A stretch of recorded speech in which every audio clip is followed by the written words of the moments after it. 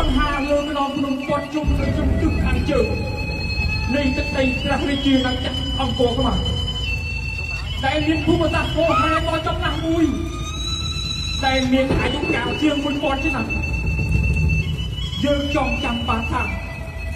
ប្រាសាទព្រះវិហារស្ថិតនៅក្នុងភូមិជាប់ស្រងាំស្រុកចំតានខេត្តព្រះវិហារកំពុងឈរត្រឹមសម្លឹងយ៉ាងរឹងមាំពីប្រាសាទព្រះវិហារដែលតាមានកណ្ដាលជួរក្នុងតងរៃ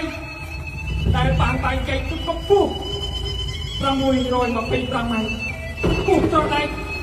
ចាក់ចែងដោយមហិទ្ធិឫទ្ធិមនុស្សលានយ៉ាងស្នំគ្នាក្រំទុកថ្ងៃទឹកដៃគោរពជាទីការៈបានកងទុកយន្តនថាជាប្រាសាទព្រះវិហារដ៏ពិសិដ្ឋរបស់បុព្វបុរសខ្មែរគ្រប់ជំនាន់មិនយូរប៉ុន្មានសពត្រូវជលៀនពីងរុករៀននៅតាមចង្វាក់ប្រាសាទព្រះវិហារជាច្រើនលើកច្រើនតាតែត្រូវបរាជ័យដោយកណ្ដាប់ដៃកងទ័ពរបស់កម្ពុជាខ្វាត់ហោសត្រូវសន្សំចិត្តបោបំភ្លៃបំផ្លាញលៀបពណ៌គ្រប់បែបយ៉ាងល្បិចព្រឹកព្រលធ្វើឲ្យខ្មែរហេតុហោក្នុងវិធីសាស្ត្រដល់ខ្លួនត្រូវឲ្យឆៅដើម្បីញុះញង់អស្វែងលាក់ក្នុងលំភ្លើងសង្គ្រាម